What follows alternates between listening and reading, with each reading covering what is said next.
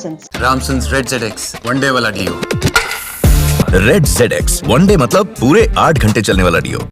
Sir 2019 में एक अफवाह उड़ी थी जिसका आपने खंडन किया था, और 2024 से पहले भी वैसी अफवाह उड़ रही है, तो अगर आप इसका खंडन करें।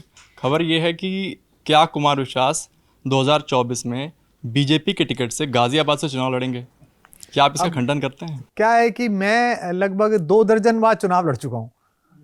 जब भी मैं एयरपोर्ट जाता हूँ तो सीआरपीएफ वाला चलते चुनाव में मुझसे कहता और भाई साहब कहाँ से लड़ रहे हो, तो मैं क्या करूँ। ये कई बार खबरें प्लेस भी कराई जाती हैं। जैसे मैं जिस राजनीतिक संगठन में काम करता था, वहाँ के जो महत्वपूर्ण मेरे साथी थे वो खबर प्लेस कराते थे।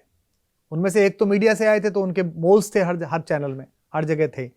और दूसरे को आदत पड़ गई थी, तो वो क्या करते थे, खबर प्लेस करा दो, चरित्र हत्या करनी है तो खबर प्लेस करा दो। जैसे उन्होंने एक खबर अपने आईआईटी से, उसी आईआईटी से पढ़े हुए एक ऐसा ही एक चलाने वाले एक सज्जन से कराई थी मेरे बारे में खबर। जब मैंने उससे कन्फ्रंट किया कि खबर कहाँ है, तो वो सकपका गया, सोर्स कहाँ है, नहीं ऐसा नहीं है, ऐसा नहीं है। तो ये खबरें चलती हैं, इनका उन दलों को फायदा नुकसान होता रहता है। जैसे उत्तर प्रदेश चुनाव में चल रही थी कि समाजवादी संपर्क में हैं।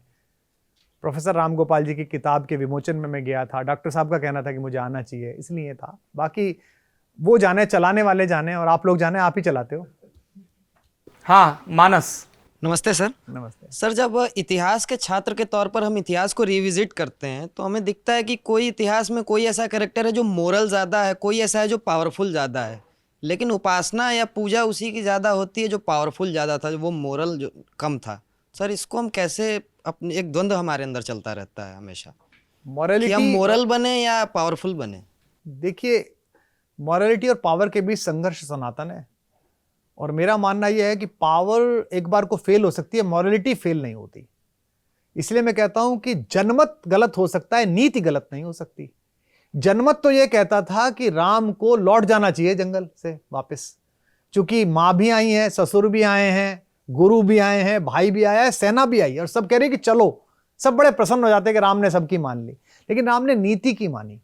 ये नीति ये कहती है कि संविधान संशोधन के अनुसार मेरे पिताजी ने एक कॉन्स्टिट्यूशनल अमेंडमेंट किया, उसके अनुसार मेरी पावर मेरे भाई को दे दी। अब जब तक दूसरा संविधान संशोधन ना हो, नई बात ना हो, तब तक मुझे तो अपनी ओथ निभानी पड़ेगी। तो मुझे लगता है कि लॉन्ग रन में मॉरलिटी पे करती है, तात्कालिक डिविडेंड नहीं मिलता। ये क्या है, डेली शेयर खरीदने और लंबे शेयर खरीदने जैसा है। जी, हरी। सर, मैं ये पूछना चाहता हूँ कि जो हिंदी कविता है वो छंदमुक्त हुई, तो इससे फ़ायदा हुआ हिंदी कविता को या नुकसान हुआ? क्योंकि आप मंचे कविता का एक बड़ा नाम है और उर्दू मुशायरों में भी आप रहते हैं, तो छंद की परंपरा से आप जुड़े रहे हैं। तो मैं ये जानना चाहता हूँ कि हिंदी कविता को इससे नुकसान हुआ कि फ़ायदा? हिंदी के साथ एक दुर्घटना हो गई। हिंदी में एक बहुत अद्वितीय प्रतिभा संपन्न कवि पैदा हुए, जिनकी प्रतिभा का आवेग अनुशासन नहीं मानता था, छंद में नहीं बन सकता था। उनका नाम था महाप्राण निराला, सूर्यकांत त्रिपाठी निराला। उन्होंने ये कह दिया कि भाई अगर ज्यादा अंदर आवेग आ रहा हो तो उसे भाव के अनुकूल छोड़ दो, छंद की मत सोचो। एक नया छंद लिख दिया, इसका नाम था मुक्त छंद। उनके पीछे एक पीढ़ी आई जो इतनी प्रतिभाहीन थी, जिसे छंद तो आता नहीं था। उन्होंने मुक्त को पीछे लगा दिया, छंद को आगे लिख दिया कि छंद मुक्त। तो मुक्त छंद में क्या है, कविता है लेकिन छंद में नहीं है। जैसे मैं आपको कविता सुनाता हूं, एक पंक्ति इतनी सी है, एक पंक्ति लंबी है।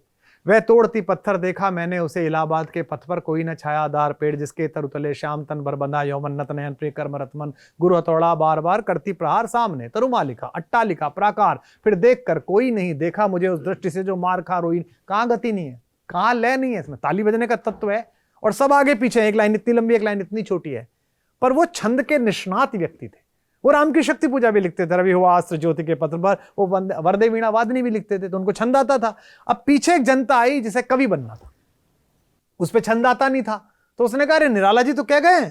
अब भैया वो कह गए थे मुक्त छंद, यानी कि एक ऐसा छंद जो यति विधान से मुक्त हो। तुम कह रहे हो छंद मुक्त, छंद हो ही ना, तो फिर गद्य लिख लेना।